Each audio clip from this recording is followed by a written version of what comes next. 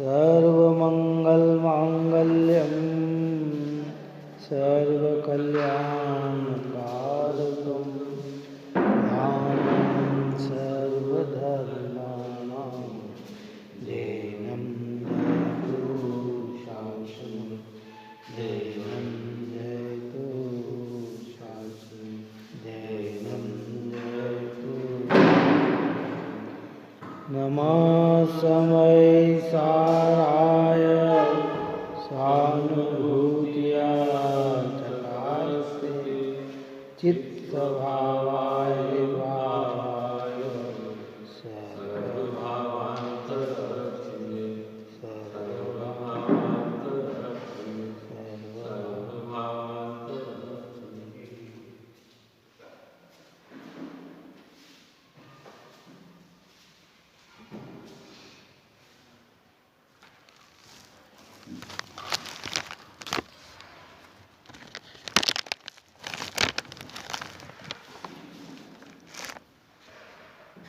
निर्जराधिकार चल रहा है।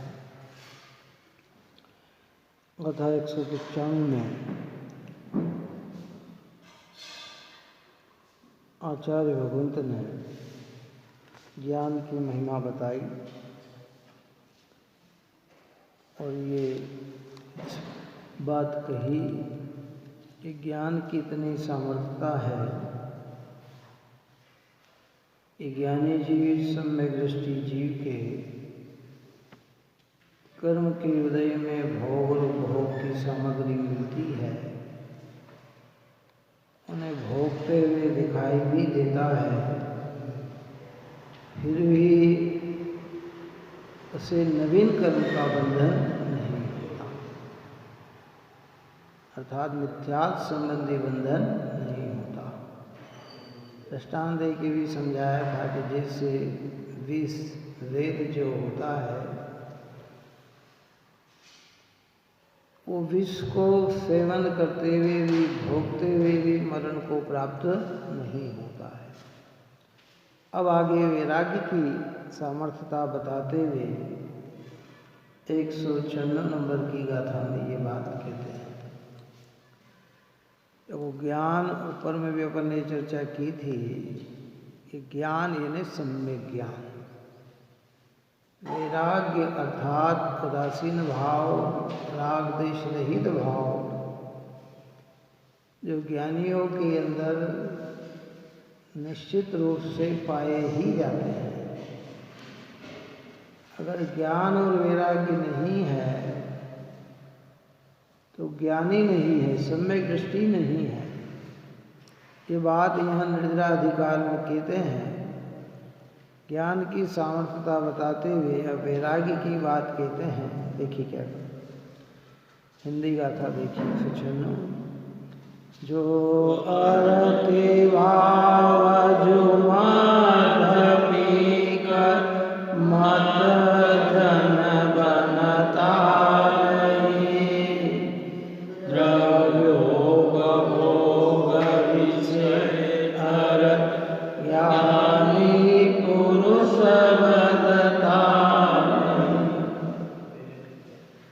आचार्य कुलगुरु भगवान दृष्टांत दे के समझाते हैं कि जिस प्रकार कोई जीव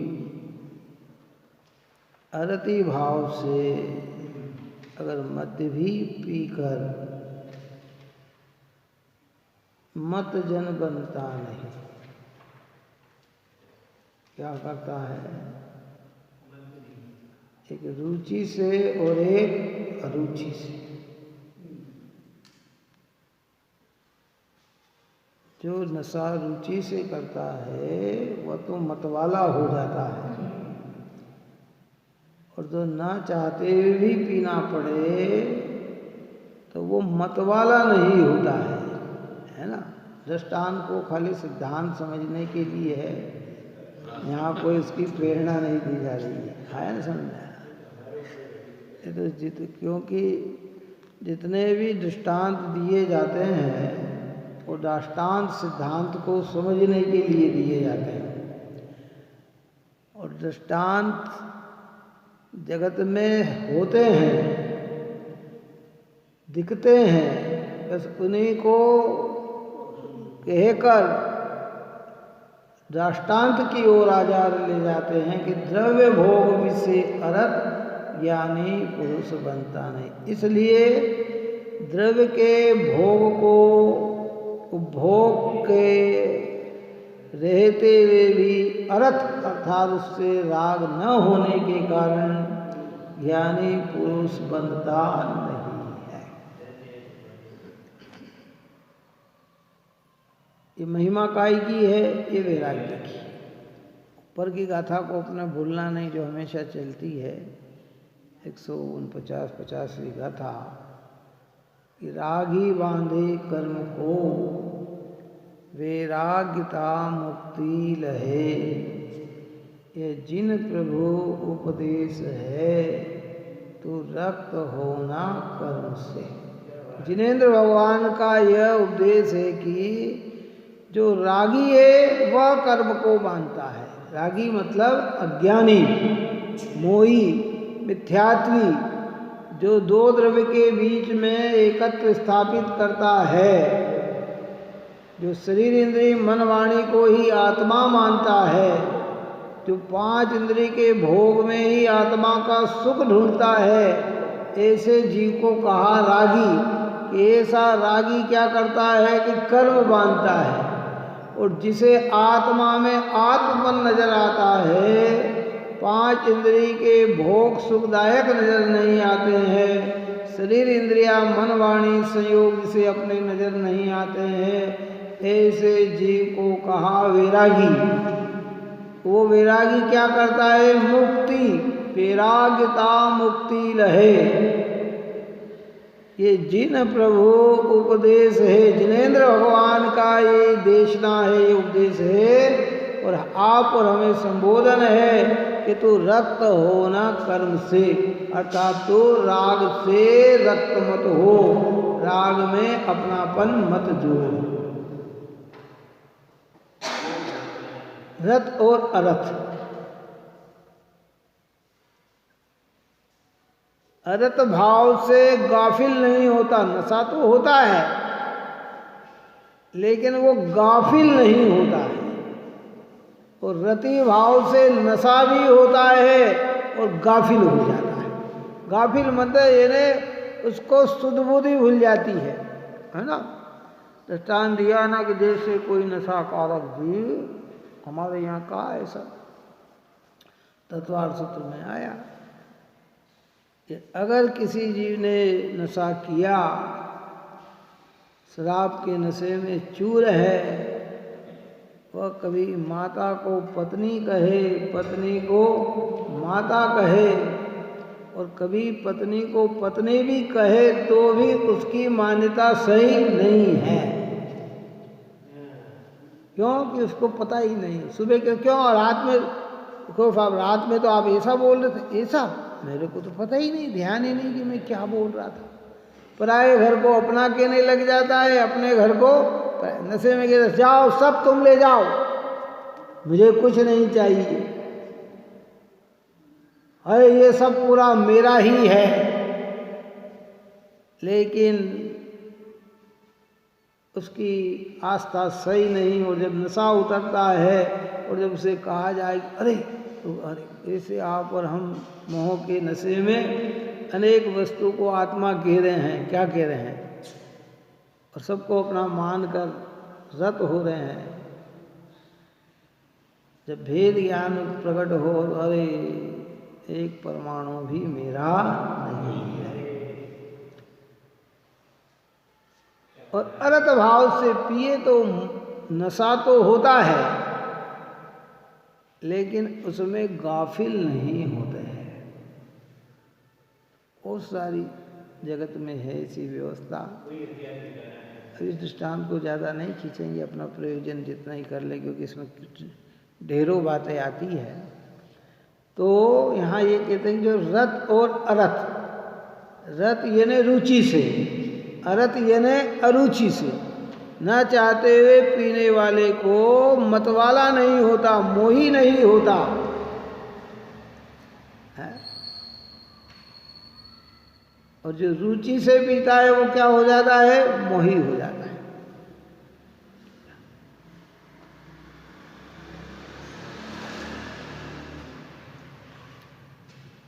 देखिएगा यथार्थ हो, जैसे कोई पुरुष मदिरा को अरति भाव से, अप्रतीति से पीता हुआ मतवाला नहीं होता, इसी प्रकार ज्ञानी भी द्रव्य के उपभोग के प्रति अरत वैराग्य भाव से वर्तता हुआ कर्मों से बंध को प्राप्त नहीं होता।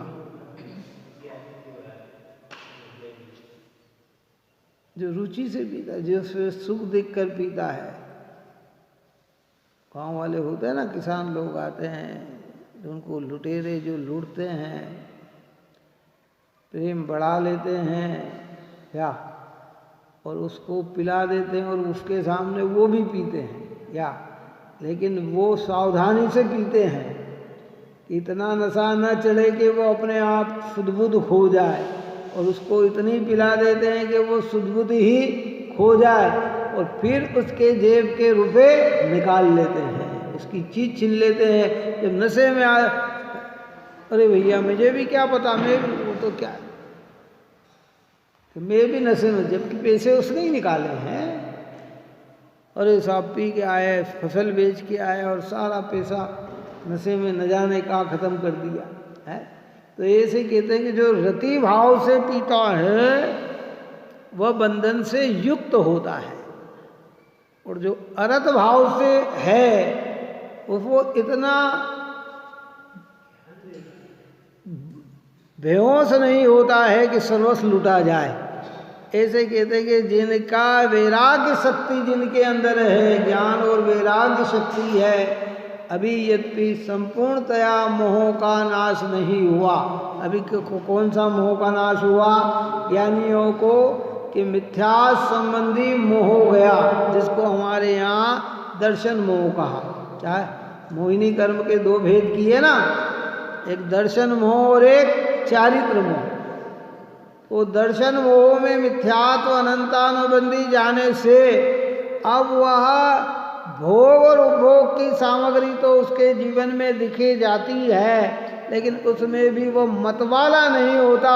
वो जानता है कि ये सारी चीज़ें कर्माधीन है, मेरे चेतन आत्मा से भिन्न है, और आप और हम क्या मोहित हो जाते हैं। पुण्योदय में जो चीज़ मिली, जो संयोग मिले, जो इंद्रियों के भोग मिल रहे हैं, हम उसमें ही ऐसे संलग्न हो जाते हैं कि हमें लगता है कि हमारा सुख तो यही है, और आत्मा की हमें खबर ही नहीं होती। देखो टीका में कहते हैं, जैसे कोई पुरुष मदिरा के प्रति जिसको तीव्र अरति भाव प्रवर्तता है, ऐसा वर्तता हुआ मदिरा को पीने पर भी तीव्र अरति भाव के सामर्थ्य के कारण मतवाला नहीं होता। उसी प्रकार ज्ञानी भी रागादिक भाव के अभाव से सर्वद्रव्यों के उपभोग के प्रति जिनको तीव्र वैराग्य भाव प्रवर्तता है, ऐसा वर्तता हुआ विषयों को भोगता हुआ भी तीव्र वैराग्य के सामर्थ्य के कारण कर्मों से बंध को प्राप्त नहीं होता। क्या कहा? उसी प्रकार ज्ञानी भी रागादिक भाव के अभाव से, कौन सा रागादिक भाव का अभाव ज्ञानी के? मिथ्यात्व अनंतानुबंधी, बस इतना लेना है ना। फिर इसकी बाद की भूमिका वाला ज्ञानी होगा तो अप्रत्याख्यान संबंधी है, और उसके बाद वाले होंगे मुनिराज होंगे तो प्रत्याख्यान संबंधी। अनंत संसार का मूल कारण अगर कोई है तो वह देव और आत्मा के बीच में एकत्व बुद्धि वाला परिणाम है। इंद्रिय संयोग और बाह्य पदार्थ और आत्मा में एक पना मानने वाला परिणाम है। दो द्रव्य के बीच में कर्ता कर्म का भाव का परिणाम है। ये सारे परिणाम जो है ये मिथ्यात्व युक्त परिणाम होने से इनसे बंद होता है, और जहाँ भेद ज्ञान करके ये परिणाम निकल जाते हैं वहाँ कहा जाता है कि वो अरति भाव से पीता है, इसलिए वह मोही नहीं होता।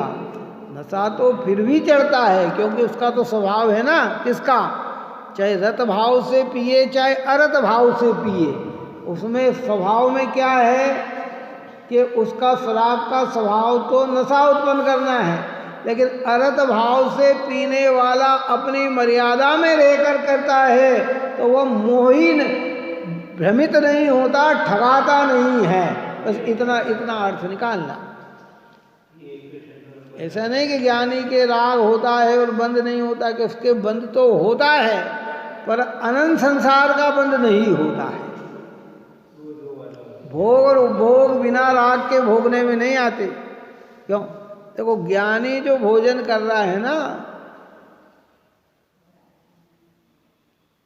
सट रस मिले हुए भोजन को कर रहा है तो भोजन का भाव नहीं है, ऐसी बात नहीं है, भाव है तो ही कर रहा है, लेकिन उस भाव में सुखदपना नहीं मानता, उसे अच्छा नहीं मानता।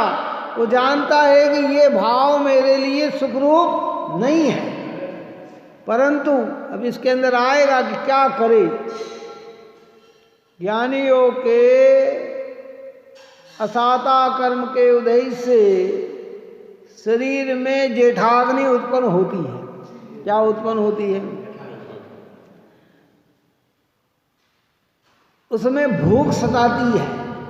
क्या सताती है? और वो जेठाग्नि होने से अभी वीर्यांतराय कर्म का इतना क्षोभम नहीं है कि उसको सहन कर ले। काय का भूख को सहन करने की सामर्थ्यता किसमें है? वीर्यांतराय कर्म का क्षोभम होना चाहिए, बल होना चाहिए है, लेकिन वो सामर्थ्यता नहीं होने पर वो विषयों भोग में भोजन में दिखता है, लेकिन उसके प्रति रागत्व भाव न होने से उसे मिथ्यात्व अनंतानुबंधी कर्म का बंध नहीं होता। ऊपर में कहा था ना, दृष्टांत दे के समझाया ना कि जैसे रोगी रोग को बुरा जानता है और रोग की औषधि को भी बुरा जानता है, लेकिन रोग की पीड़ा सहन नहीं हो पाती है, इसलिए रोग मिटाने के लिए औषधि का सेवन करता है।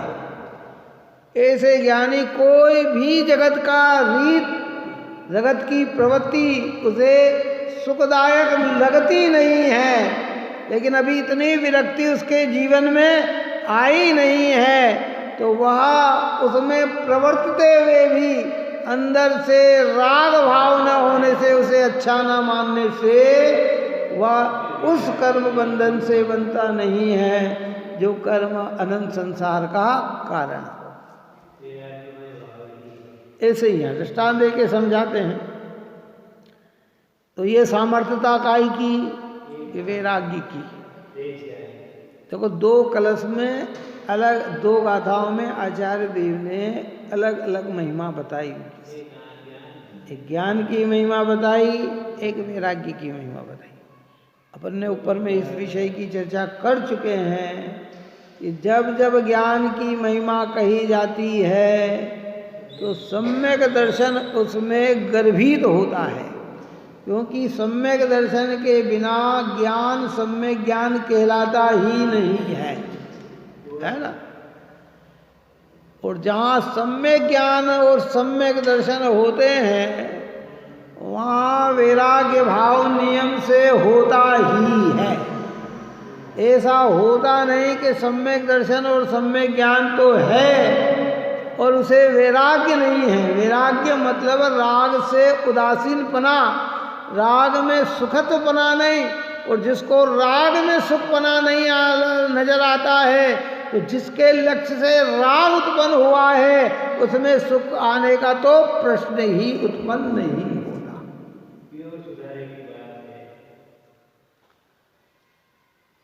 कल अपन ने बनारसी दास जी की कौन सा गाथा कही थी, कलश कहा था ज्ञान की महिमा, बोलो, 3-4 बार नाम लिया था।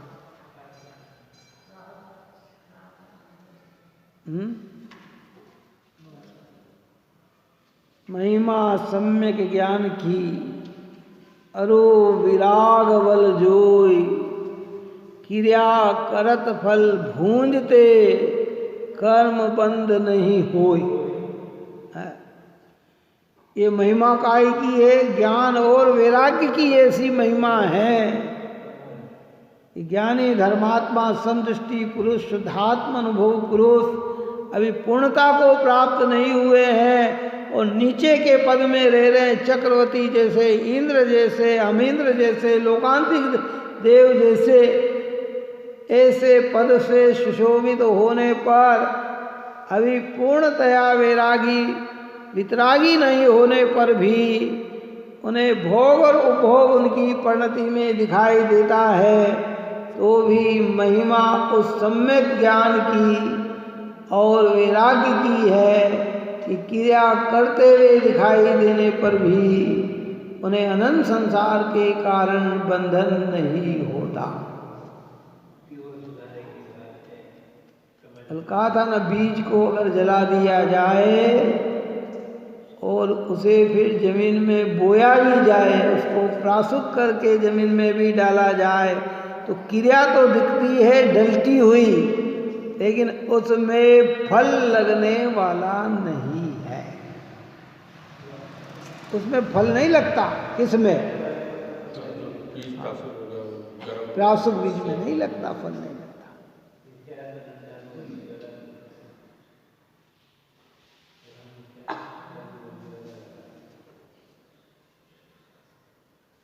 और ऐसे बोएंगे तो उसमें बीज उगेगा।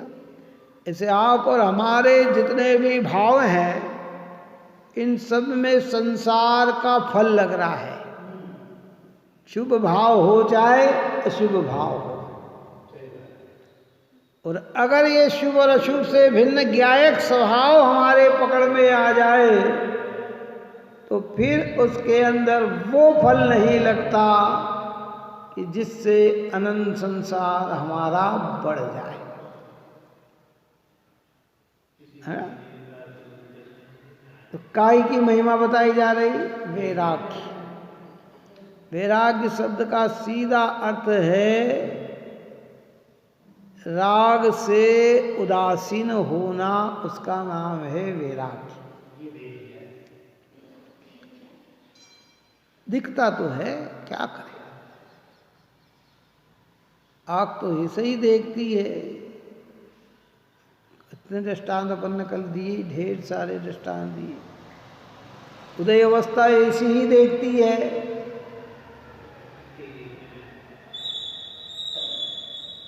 जिनका ज्ञान सम्यक ज्ञान नहीं हुआ और अंदर में संसार का रस नहीं टूटा, राग का रस नहीं टूटा, ये बाह्य पदार्थ छोड़कर जंगल भी चले जाए तो भी संसार उनके अनंत ही है। और जिनके संसार अंदर से विरक्तिपना आ गई और अपना स्वभाव अनुभव में आ गया, वे चाहे इंद्रादि के पद में भी हो तो भी संसार उनका अंत ही है। आगम की साक्षी में इस चीज को समझे अपन। कितने भव अवतारी इंद्र, स्वधर्म इंद्र कितना भव अवतारी? एक भव अवतारी। लोकांतिक देव कितने भव अवतारी? एक भव अवतारी।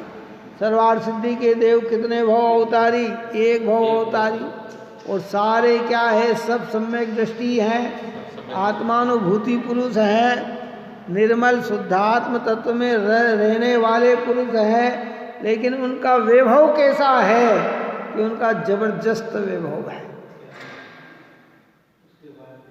छोटी मोटी आयु नहीं, हमारे जैसे जीव अरबों खरबों भव धारण कर ले तो भी उनकी आयु पूर्ण नहीं होती।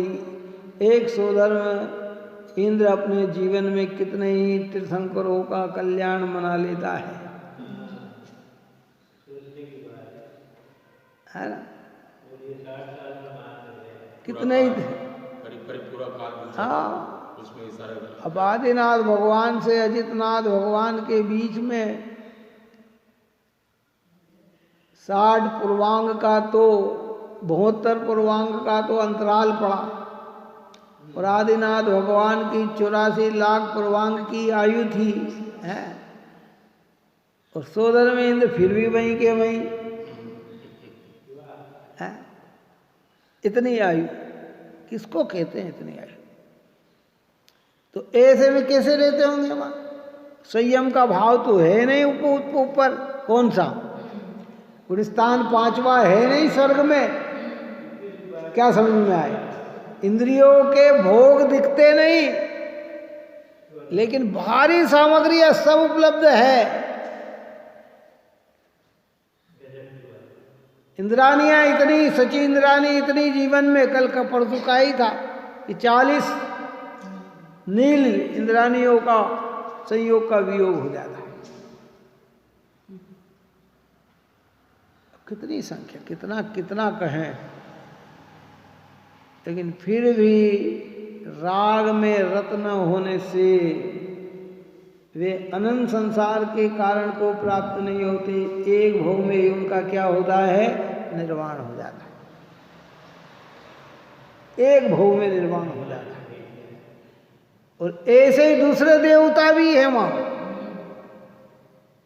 जो भोग में आसक्त होने के कारण, राग में रत रहने के कारण वो वहां से क्षय होकर एकेंद्रीय पर्याय में आकर अनंत काल तक संसार में रमते हैं। कितने?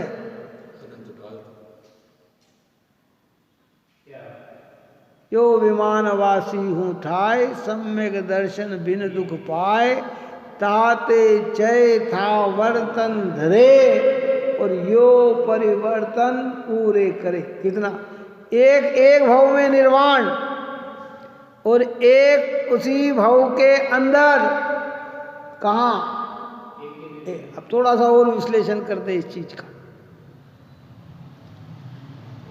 जो वहां से क्षय होकर एकेंद्रीय पर्याय को प्राप्त होता है, उस देव के तो इतना वैभव भी नहीं है जितना वैभव स्वधर्म के पास है।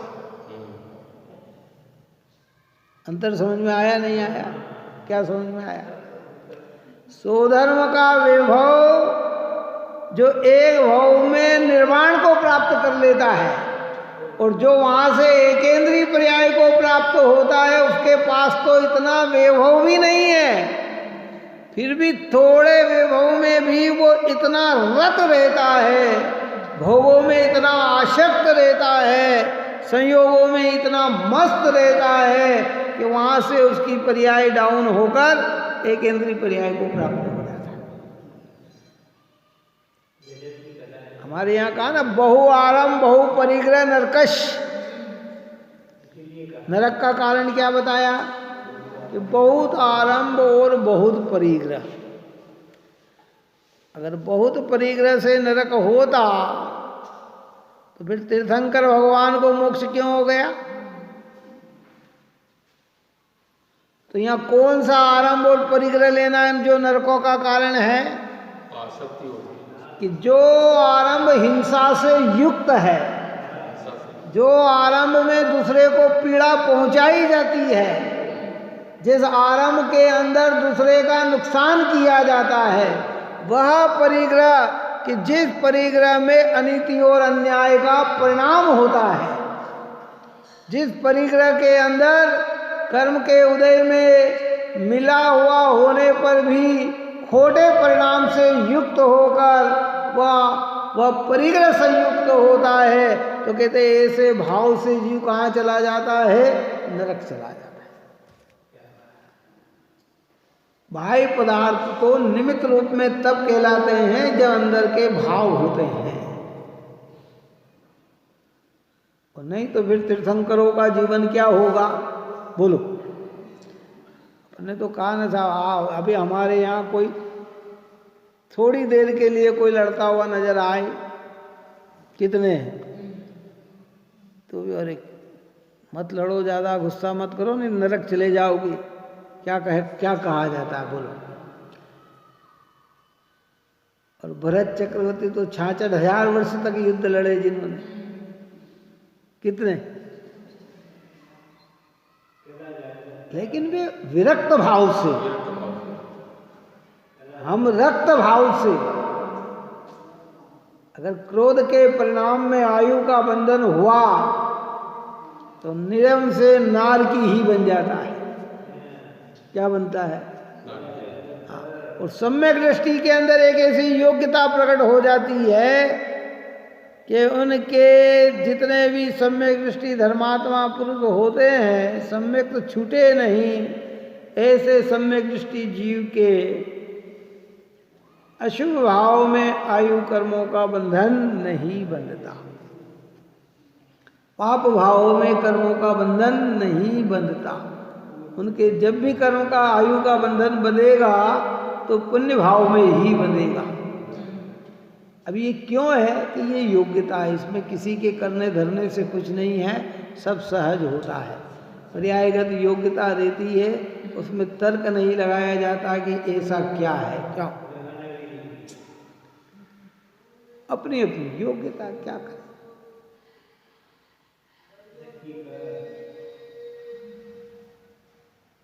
योग्यता के आगे किसी की नहीं चलती। जब समय काल पक के आ जाता है तो बाह्य वातावरण सहज रूप से मिल जाते हैं। आप और हमारे किसी के करने से कुछ भी नहीं होता। कहते साहब ऐसा क्या कहा है? अरे भाई क्या करें, सम्यक दृष्टि की योग्यता ऐसी है कि उसके अशुभ भाव में बंध नहीं होता। मिथ्या दृष्टि जीव का ऐसी योग्यता होती है कि उसके शुभ भाव में अगर आयु का बंधन हो तो स्वर्ग आदि को प्राप्त हो जाता है, मनुष्य आदि को प्राप्त हो जाता है।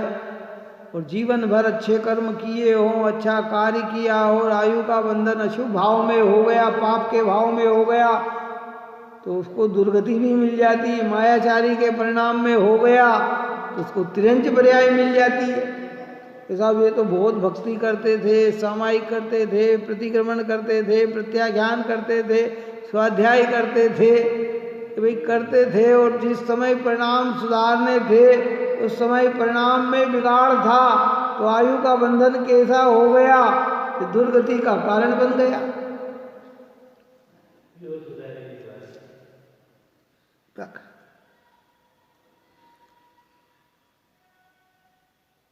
काय के महिमार्थ कलश गाथा चली, वैराग्य की महिमा। क्यों ज्ञानी को कर्म का बंधन नहीं होता है? उपभोग और भोग दिखते हुए भी, देखो मैंने कल भी कहा था, परसों भी कहा था, पहले भी कहा था कि ये दो अधिकार जो हैं, ये संवर और निर्जरा अधिकार, ये संवर और निर्जरा ज्ञानियों को ही प्रकट होती है। किसको? तो चर्चा किसकी की जाएगी? ज्ञानी की ही की जाएगी। हाँ, आप और हमें तो उनकी प्रक्रिया सुनकर उल्सित होकर सम्यक दर्शन की प्राप्ति का प्रयत्न करना चाहिए, सम्यक ज्ञान की प्राप्ति का प्रयत्न करना चाहिए, कर्मों से छूटने का प्रयत्न करना चाहिए। प्रक्रिया तो बताइए। यानी कि त्याग भी होता है, लेकिन वैराग्य पूर्वक होने से वो त्याग का भी हंकार नहीं होता। अज्ञानी के त्याग होता है, लेकिन वैराग्य न होने से उसी त्याग का हंकार हो जाता है। अरे मैंने इतना छोड़ दिया, मैंने इतना कर दिया। अरे भाई ये सब तेरे थे ही नहीं तो तूने छोड़ा क्या? और कर्माधीन है, एक क्षण में परिवर्तनशील जगत की व्यवस्था है, पता ही नहीं लगता आदमी कहाँ सोच रहा, क्या कर रहा और क्या हो गया। कल एक व्हाट्सएप पे घटना आई, तो बहुत सुनते हैं अटपटी अटपटी, लेकिन ये अरबों खरबों क्या बहुत विचित्र घटना बताई गई है। ट्रेन में आदमी सफर कर रहा है, एसी में, काय में सफर कर रहा है, सीट पे बैठा हुआ अपनी सीट पे,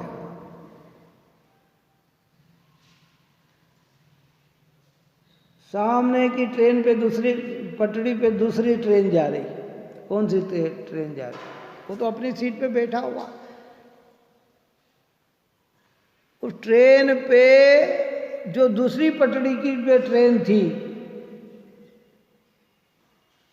कोई वहां कोई काम हुआ होगा तो मजदूरों की वहां एक सब्बल जो है, वो सब्बल वहां वहीं भूल गए या रख पड़ी थी। वो ट्रेन उधर से निकली तो उस सब्बल से टकराई। वो सब्बल ऐसी उछल के आई कि उसने कांच फोड़कर सीधी उसके गले में फंस गई, स्पॉट पे ही खत्म। लगता है हमें वैरागी के कारण नजर आते हैं हमें, हम कह रहे हम तो सुरक्षित घर में बैठे, अब वो एसी कमरे में बैठा बेचारा, कहीं बाहर नहीं निकला, झांका तक नहीं, झांकते हुए गर्दन कट गई। ये तो कई बार सुना। कौन सा? कि ट्रेन से हाथ निकाला और हाथ कट गया। बात समझ में आया? पाँव फिसल गया और ट्रेन के नीचे आके मर गया।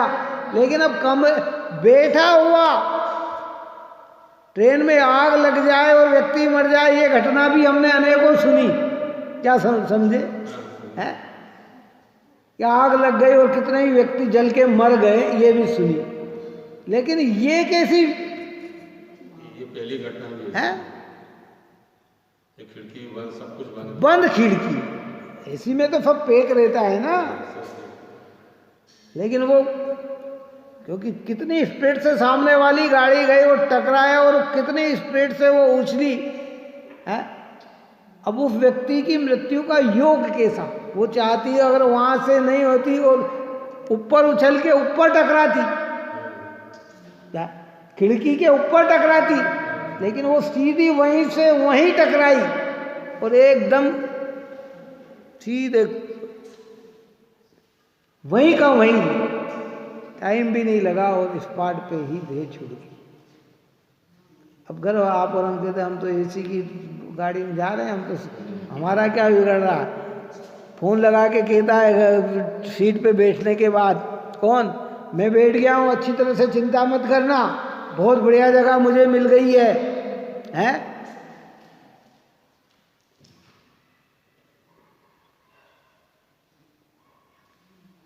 हजारों वैराग्य के कारण मिलने पर भी हमें वैराग्य उत्पन्न नहीं होता। यही तो हमारी आसक्ति है। हम फिर भी अपने को कैसा मानते हैं? अमर। हम यही सोचते हैं कि वो तो वो मरा, हम थोड़ी। अरे यहाँ कहते हैं, इसको कहते हैं तत्समय की योग्यता। और उसमें आयु की क्षयता, उसका निमित्त कैसे आयु क्षय होना है, इसको कहते हैं अकस्मात मरण। कौन सा मरण? अकस्मात मरण। सम्यक दृष्टि को भय नहीं होता अकस्मात का, अचानक कुछ हो जाएगा कि कुछ नहीं, जो भी होगा समय पे ही होगा, आगे होगा ना पीछे होगा, पहले होगा ना बाद में होगा, है? मृत्यु का योग जहाँ होगा वहीं होगा, क्षेत्र भी निश्चित है। अब और देखो कितनी बड़ी, वो भी गाड़ी चल रही और ये भी गाड़ी चल रही, चलती गाड़ी में चलता हुआ कार्य हो गया।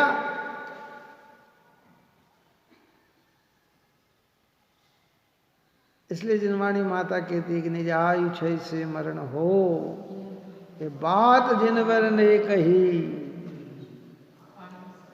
पर आयु तो हरते नहीं, पर ने मरण कैसे किया। कोई हमारी आयु को हर नहीं सकता है, इसलिए हमारा मरण कौन कर सकता है।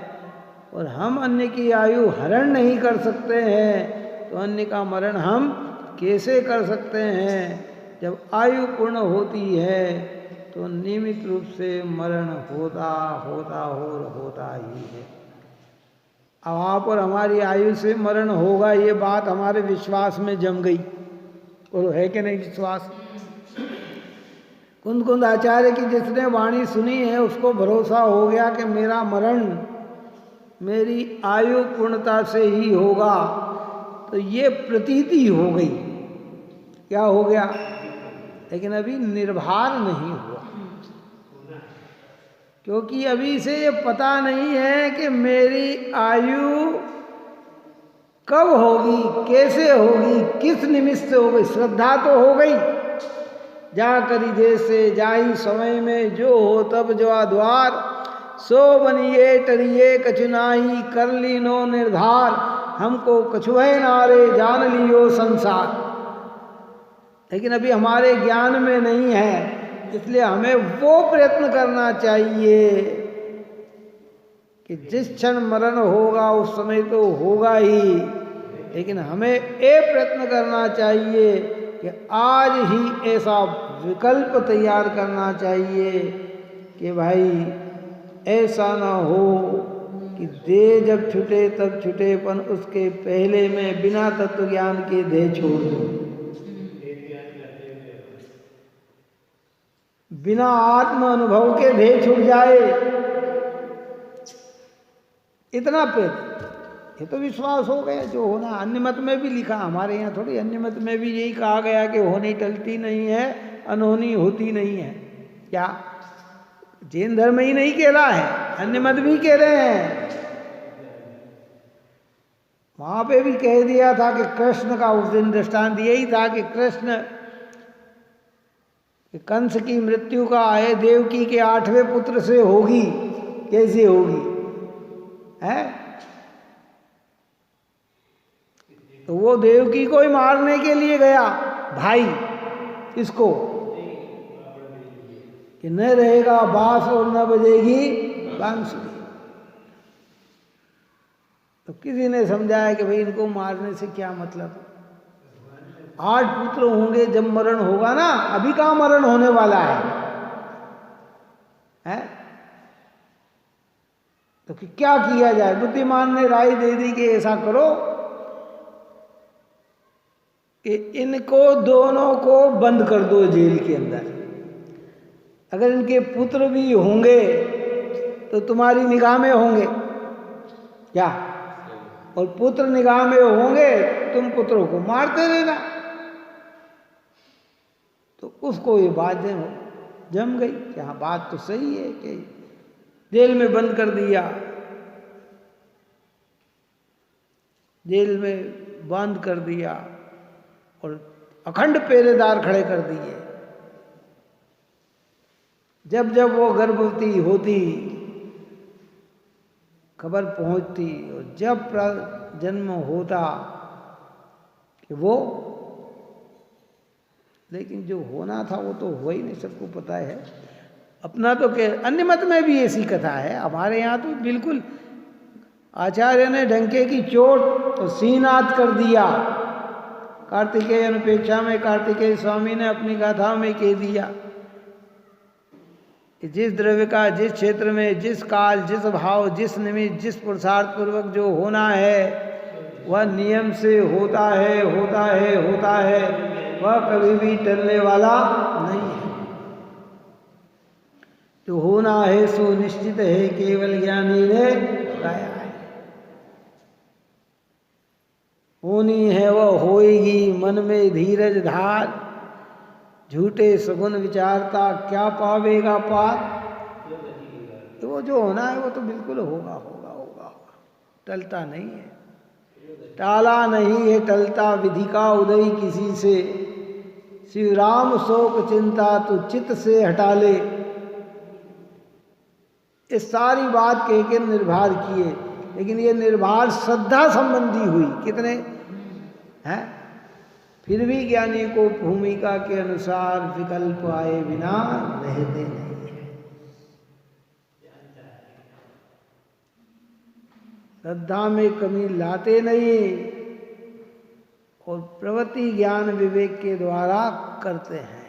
इसका ना कि भाई जीवों का मरण आयु ऐसे ही होगा, तो ऐसा नहीं कि आँख मीच के चल रहा है, जब मरना होगा मर जाएगा, अपन क्या बचा तो सकते नहीं अपन के, ऐसा नहीं। वहाँ विवेक का कार्य किया जाता है, काय का कार्य किया जाता है। जब मेरी आयु आएगी तब मरना है, तो ऐसा नहीं कि ट्रेन के सामने जाके खड़ा हो जाता है, से के सामने प्रैक्टिकल करके देखूं मेरी ट्रेन मेरे ऊपर चढ़े और मृत्यु होती है कि नहीं, कि ऐसा नहीं होता है। तात्कालीन कार्य हो जाए तो विश्वास, देखो एक दिन का बालक हनुमान ऊपर विमान से गिर गया, काई से गिर गया और सीला चूर चूर हो गई, लेकिन उसको कुछ भी नहीं हुआ। क्यों नहीं हुआ? कि उसकी आयु बची थी, उसका पुण्य कर्म का उदय था। भाई हम भी गिर जाएं ऊपर से, देखेंगे हमारा कुछ होगा कि नहीं होगा, है? ये जिनवाणी समझाती, ज्ञान का कार्य कराती, बताती। श्रद्धा तो पक्की करना, श्रद्धा में संशय की जरूरत नहीं है। जो भगवंत ने कहा वो त्रिकाल सत्य है। गणधर के ज्ञान में, जिनेंद्र के ज्ञान में जो बात झलक चुकी है वह तो नियम से होगी होगी और होगी। अभी लिखा ना कि चतुर्पंच आने वाला पंचम काल ऐसा होगा, या ऐसे ऐसे जीव होंगे, ऐसे, तो हम ऐसा मानकर कुछ नहीं करें क्या? कि बाबा भगवान ने तो कहा कि पंचम काल में ऐसा ही होगा। अरे ऐसा होगा जो होगा, तू विवेक से अच्छा कार्य कर, जो होना है वो तो होगा ही होगा। कि नहीं क्या करे साहब, पंचम काल में तो मोक्ष होता नहीं, पंचम काल में तो ये होता ही नहीं है, पंचम काल में तो सब धर्म में खोटे कर्म करते हैं, फलाने करेंगे, ऐसा ऐसा लिखा है, तो हम अपनी परिणति को उस रूप ढाल देंगे? नहीं, तेरे को तो समझना है ना। इतना पुरुषार्थ पंचम काल के अंत तक रहेगा। हमारे यहाँ तो पंचम काल के अंत तक मुनीश्वर भी बताए हैं, क्या बताए हैं, और पंचम काल के अंत तक ये भी बताया है कि सम्यक दृष्टि जीव तो रहेंगे, चार रहेंगे ना, एक श्रावक, श्राविका, मुनि और अर्जिका है। तो फिर जब पंचम काल के अंत तक रहेंगे तो अभी क्यों नहीं रह सकते हैं? अरे साहब पंचम काल के जीव की तो दशा ऐसी है, पंचम काल की होती है। पंचम काल में बहुत विचित्रता देखने को मिलती है, एक से एक ऐसे कार्य दिखाई देंगे कि जो आश्चर्य उत्पन्न करते हैं कि अरे साहब ये अन्य वैष्णव संप्रदाय में इसको कलयुग कहा। कलयुग क्या कहा? ये कलयुग है। यहाँ ऐसे ऐसे कार्य हो जाएंगे जिसकी आप और हम क्या पता ही नहीं लगेगा। हमारे यहाँ तो कहा कि आने वाला समय जो आएगा, उच्च कुल से उच्च कुल वाले की लक्ष्मी जाती रहेगी और नीच कुल वाले को लक्ष्मी की प्राप्ति होगी। तो क्रम विकास तो यही दिख रहा है, कहाँ हो रहा है ना, सब लोग। तो ये सब संसार की प्रवृत्तियाँ चलेगी, जो प्रवृत्तियाँ हैं। अपने को तो अभी समझने की बात ये है कि ज्ञानी सम्यक दृष्टि धर्मात्मा पुरुष वैराग्य भाव से युक्त होने पर भोग और उपभोग के साधन उसकी परिणति में दिखते हुए भी वह उसमें रत भाव से नहीं प्रवर्तता है, इसलिए अनंत संसार के कर्म का बंधन उसको होता नहीं। देखो उल्टा ग्रहण करेंगे तो हमारी परिणति का नुकसान, और सीधा समझेंगे तो परिणति क्या करें। क्या कई लोग ऐसी, मैं तो देखता हूँ एक से एक ऐसी चीजें आती है।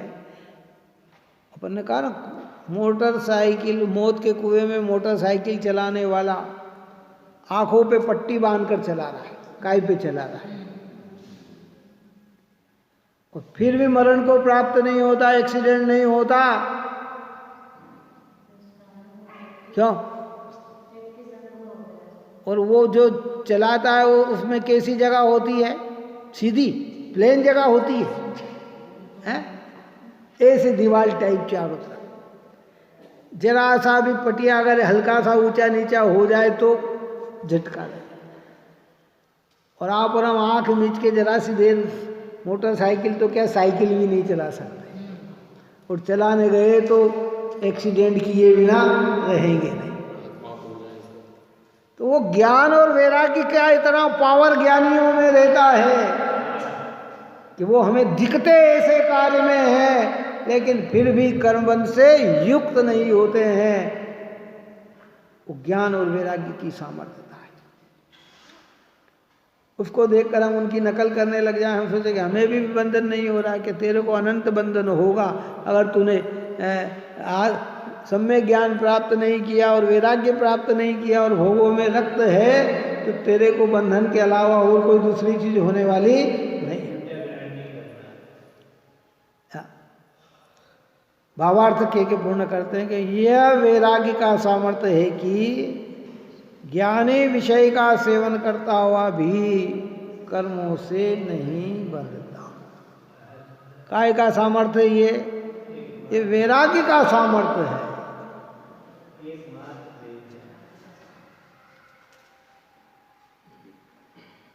तो कर्मों से नहीं बनता। क्यों नहीं बनता? कर्म के उदय में प्राप्त भोग को भी वह रति भाव से नहीं भोगता है। पर मैं दृष्टांत दिया था अपन ने काय का, रामचंद्र जी के भाई भरत जी का।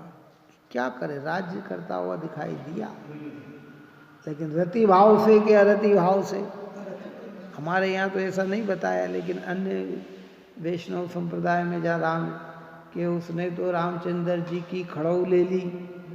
खड़ौ का मतलब पादुका है, और वो वहाँ पे राज्य पे सिंहासन पे रख दिया है, और उसी को राजा मानकर वो राज्य करता था है। कितना विरक्त का भाव है। हमारे यहाँ ये सब प्रकरण नहीं खड़ो, बस यही था कि उनके लगन में एक ही थी कि कब रामचंद्र जी आए और राज्य संभाले। और वो माता कैकेयी ने भी जो किया ना, तो पुत्र मोह में कोई राजा बनाना नहीं चाहती थी। किसको? भरत को। वो तो वो वैराग्य ले रहे थे, दीक्षा ले रहे थे। कौन? भरत जी। तो उन्होंने कहा कि अगर ये दीक्षा ले लेगा तो फिर क्या है, तो फिर क्या किया जाए, किसको राजकाज में लगा लिया जाए। क्योंकि माँ तो मोही होती है, कल्याण भी चाहती है अपने बच्चे का, लेकिन फिर भी मोह के वशीभूत है ना। तो वो तो कह दिए। तो उन्हें पता था क्या कि रामचंद्र जी बड़े भाई हैं, उनके बड़े रहते तो ये कभी भी राज अवस्था को स्वीकार करेगा नहीं, राजा बनेगा नहीं। तो उन्होंने ये कहा कि भाई ये किया जाए है। फिर राम के प्रति कोई उसकी देश और दुर्भावना नहीं थी है। और रामचंद्र जी ने भी उसको शर्त स्वीकार कर लिया कि मेरे कर्मों की उदय की दशा ऐसी ही है। बहुत बुद्धिमान थी कैकेयी। अपने यहाँ जो पुराणों में बताया ना, कैकेयी को कोई मूर्ख नहीं बताया, बहुत बुद्धिमान। स्वयंवर में दशरथ ने कैकेयी को जीता तो दूसरे राजा नाराज हो गए हैं, तो युद्ध हुआ तो सारथी बनी। कौन बनी? कैकेयी है। उसका रथ और मतलब दशरथ राजा को जिता के बाहर ले गई। तो बुद्धिमान तो होगी, मूर्ख थोड़ी होगी। लेकिन अब संसार की दशा में ये सारी प्रक्रिया चलती रहती है। तो सब वैराग्य के प्रकरण बनते हैं। इसलिए हमें बहुत सावधानी से समझना, भोग की ओर अग्रसर न होकर हमें ज्ञान को सम्यक बनाने का प्रयत्न करना चाहिए कि हमारा ज्ञान सम्यक तो हो, ये कर्मोदय से प्राप्त जितनी भी वस्तु है, चाहे अच्छी मिली हो चाहे बुरी मिली हो, अगर बहुत मिला है वह भी कर्मों का उदय, कम मिला है वह भी कर्मों का उदय, न मिला है वह भी कर्मों का उदय, विपरीत मिला है वह भी कर्म का उदय, ये सब कर्मों के उदय में ज्ञानी भूमिका के अनुसार उदय को बदलने का भाव भी रखते हैं, परंतु फिर भी उसमें आसक्त नहीं होते हैं। वो जानते हैं कि ये सारी प्रवृत्ति कर्माधीन है और मेरा ज्ञान इतना सामर्थ्यवान है, आनंद का रूप है, ऐसे वो समझकर अपने ज्ञान की अंतरंग में रुचि लगाते हैं और उस ज्ञान को बताने वाले ऐसे सच्चे देव शास्त्र गुरु की महिमा में लगे रहते हैं। ऐसे उनके परिणाम होने से उन्हें अनंत संसार का बंधन नहीं होता। आप और हम सभी जीव निरंतर इस पवित्र कार्य में लगे और सदा देव शास्त्र गुरु के उपासक बने रहें, यही मंगल भावना है। सहजानंदे शुद्ध स्वरूपी अविनाशी हो आत्म स्वरूप, सहजानंदे शुद्ध स्वरूपी अविनाशी हो आत्म स्वरूप, सहजानंदे शुद्ध स्वरूपी अविनाशी हो आत्म स्वरूप, निज में बताई यह अनंत उपकार है, उसके लिए जिन वाणी मां को वंदना शत बार है, वंदना शत बार।